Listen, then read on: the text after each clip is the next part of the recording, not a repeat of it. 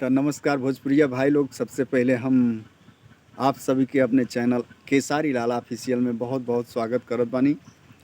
एक ठे गाना जवन पवन जी के बड़ा धूम मचौले बा, आप सभी के बीच उगावे जात बानी बिना म्यूजिक के साथ। आप सबके कैसन लागल कमेंट में अपन राय ज़रूर देव जा।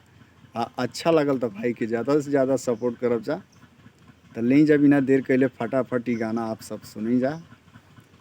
कैसन लागल एक ठे प्यारा सा कमेंट ज़रूर करब जा।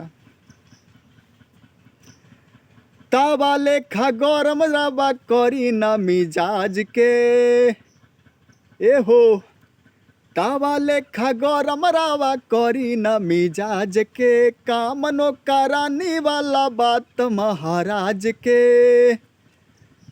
फेंक दाना तुम लो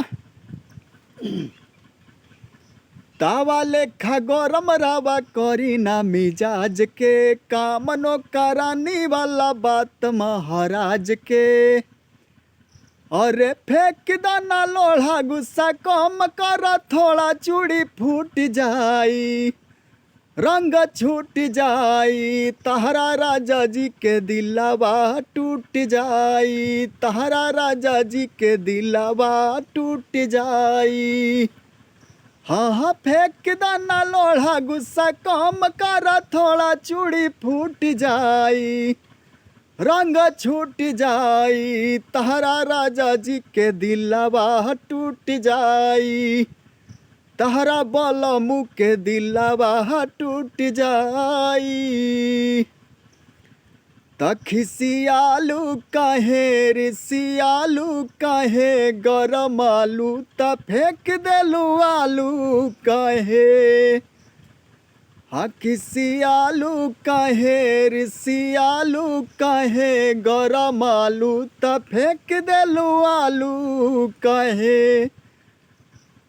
बाड़ू चालू त बोला जालू काहे, हमसे भइल बाटे भारी धोखा, एही आलू के मिस देहब चोखा।